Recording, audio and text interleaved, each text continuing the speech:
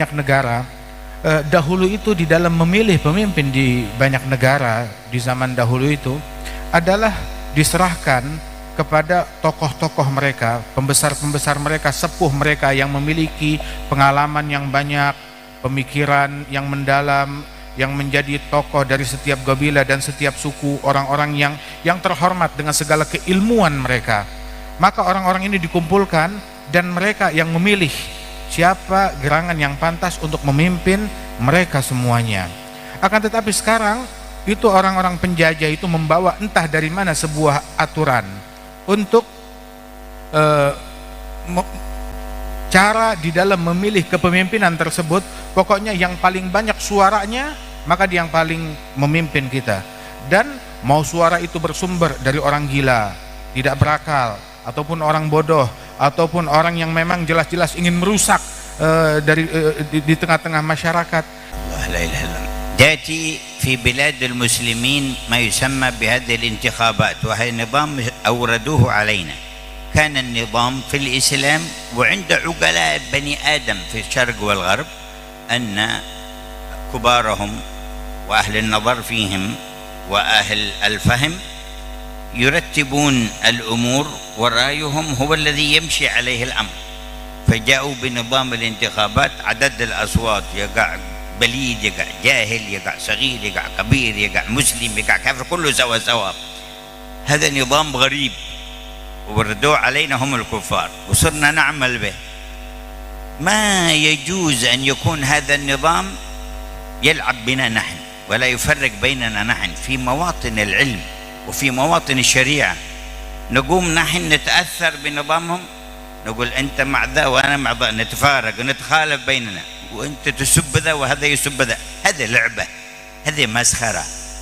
أنت في مكان إرشاد، واقعنا هذا الموجود، قل لمن يسمعك إن أردت أن تنتخب أحد فاتق الله، وانتخب من ترى أنه يخاف الله تعالى أو ترى أنه أصلح للأمة، لا تأخذ اعتبار غير هذا. ثم بعد ذلك لا يجوز لك تكذب، ولا يجوز لك تسب، ولا يجوز لك تتضارب مع عباد الله تبارك وتعالى. وإن لم تنتخب أحد فالأمر واسع أمامك، ولا مسؤولية بينك وبين الله تبارك وتعالى، وسيختار الله تعالى من يشاء.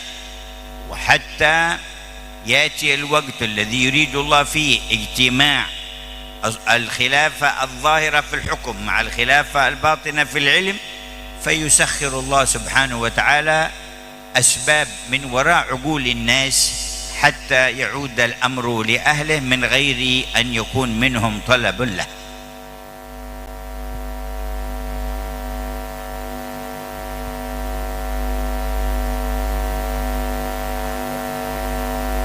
Bahkan beliau mengatakan bahwasannya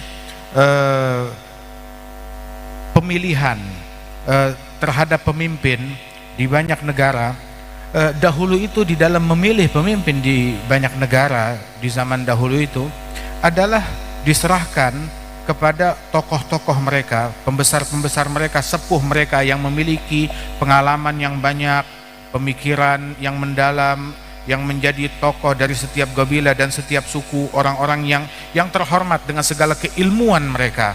Maka orang-orang ini dikumpulkan dan mereka yang memilih siapa gerangan yang pantas untuk memimpin mereka semuanya. Akan tetapi sekarang itu orang-orang penjajah itu membawa entah dari mana sebuah aturan untuk cara di dalam memilih kepemimpinan tersebut. Pokoknya yang paling banyak suaranya maka dia yang paling memimpin kita, dan mau suara itu bersumber dari orang gila, tidak berakal, ataupun orang bodoh, ataupun orang yang memang jelas-jelas ingin merusak di tengah-tengah masyarakat. Ini aturan ini datangnya dari mana? Bukan datang dari aturannya Allah Subhanahu wa Ta'ala, dan juga bukan datang daripada aturan orang-orang yang berakal tersebut. Bahkan sampai-sampai gara-gara ini semua orang saling berselisih, saling melakukan perpecahan antara mereka satu sama lain, bahkan sampai ke tempat-tempat ilmu, tempat menyebarnya syariat dari Rasul Shallallahu Alaihi Wasallam dipermainkan akibat aturan-aturan yang mengatur daripada cara pemilihan yang keliru ini, sehingga mereka saling mengklaim di tempat-tempat ilmu tersebut, oh saya condong kepada pemimpin yang ini, saya kepada pemimpin yang itu. Mereka saling berselisih, saling baku hantam, saling mencaci, saling memaki, bahkan sampai mengucapkan kata-kata yang tidak baik, yang mana hal ini bukanlah perbuatan daripada orang-orang yang mengenal keilmuan dan ketakwaan. Seandainya kita ingin memilih seseorang, maka pilih orang yang takut kepada Allah Subhanahu wa taala, ataupun juga orang yang bisa memberikan manfaat yang banyak kepada umat ini.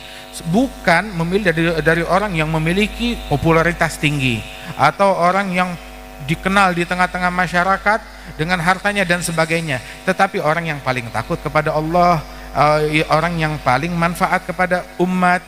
Dan seandainya itu pun terjadi juga, bahwasanya jangan sampai ini menyebabkan perpecahan, saling mencaci ataupun saling berdusta demi meraih itu semua.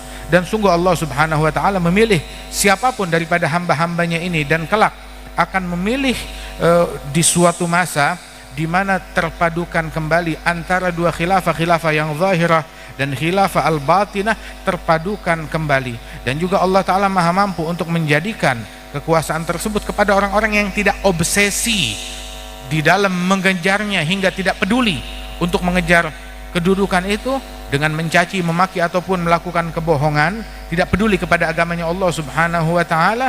Maka sesungguhnya inilah yang akan merusak. Tetapi orang yang tidak terobsesi dengannya, itulah yang akan dibantu oleh Allah Subhanahu wa taala. فلنطلب تغيير ما بنا من خلال تغيير ما بأنفسنا فهذه سنة الله في التغيير والتبديل.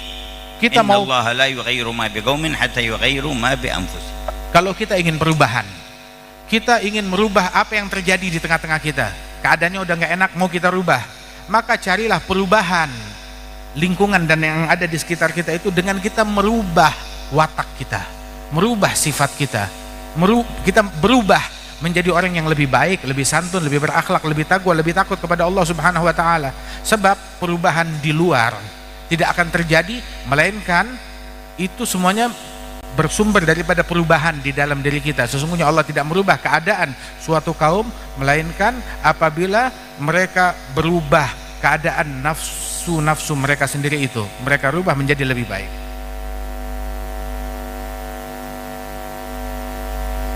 وقد طال الوقت، وختاما لبيان أن أمر الشورى في الدين والذي عليه عقل بني آدم هو الصحيح، وأن هذه الأنظمة التي جاءت من الخارج لنا بمثل الانتخابات، مثال واحد عنده مرض في بطنه أو في عينه، المفروض يستشير من؟ يستشير الأطباء.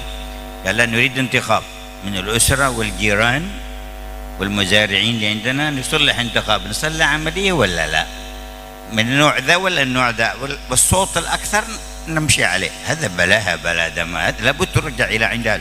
وثاني عنده بيت بيبنيه، بيصلح البيت، بيستشير من مهندسين مختصين بالبناء. لا، الحارة حقنا كلهم لابد ينتخبون، نصلح انتخاب يكون لون كذا واللون كذا بشكل دول. هذا العبة، لابد بيتخرب البيت مو بيقوم سواء. لابد نرجع في كل شيء لأهله. كان أهل الحل والعقد هم الذين يقولون هذا يصلح للرئاسة، هذا ما يصلح للرئاسة، هذا يصلح يكون أميرا.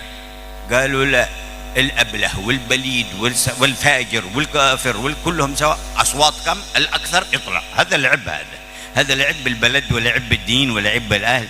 وهكذا فيه أي عنده مزرعة، كيف يزرع فيها وكيف طلع؟ قال بنصلح انتخاب. انتخاب ايش انتخاب؟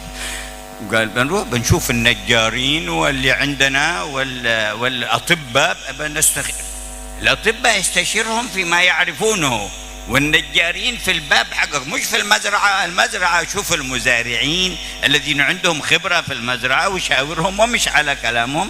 فهذا هو المسار الصحيح للإنسانية.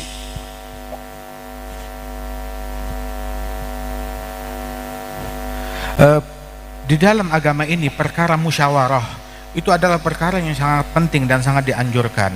dan menyerahkan musyawarah tersebut akan suatu hal, suatu perkara kepada orang-orang yang layak, yang pantas, memiliki kepatutan untuk diajak musyawarah. Mereka memiliki kelayakan dalam berfikir, ahlul hal wal aqd, sebagaimana disebutkan oleh para ulama. Bukan dengan kita melakukan voting atau pemilihan yang suara terbanyak itu yang kita turuti, bukan begitu caranya. Ini pemilihan yang semacam itu sama sekali tidak sesuai dengan akal dan tidak sesuai dengan agama. Sama contohnya, seseorang sakit, dia sakit, kemudian dia harus obat atau harus operasi.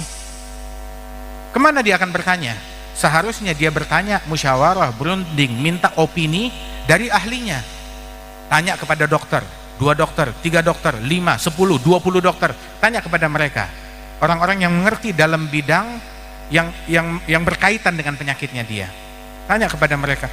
Bukan gini aja dah penentuannya, kita panggil orang-orang sekelurahan, begitu, semuanya, anak kecil, perempuan yang nggak tahu menahu, ayo kita bikin list, polling, voting, operasi, potong tangan, potong kuping, begitu, atau obat saja, atau seperti apa. Yang angka yang terbanyak, yang terkumpul, itu yang dilakukan. Ini orang ini tidak waras dan tidak akan menjadi sehat, malah menambah penyakitnya dia. Yang nggak sakit jadi sakit akhirnya. Begitu juga seseorang di dalam membangun rumah.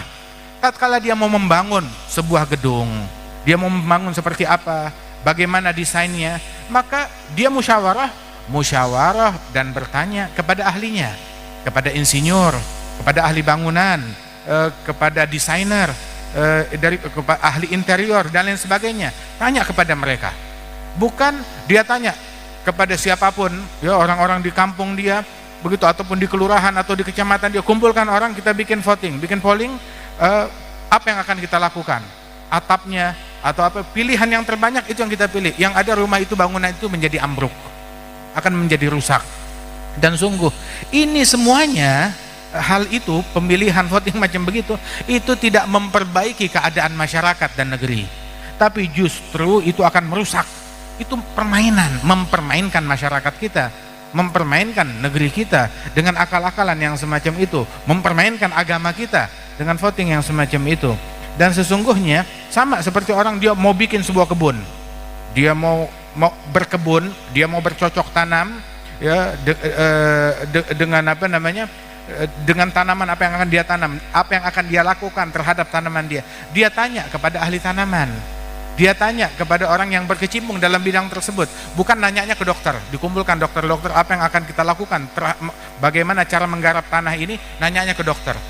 Dokter itu berkaitan dengan penyakit, nggak berkaitan dengan tanah dan taman ataupun tanaman tersebut. Maka tempuhlah jalan yang benar di dalam cara berpikir yang benar, yang diridhoi oleh Allah Ta'ala.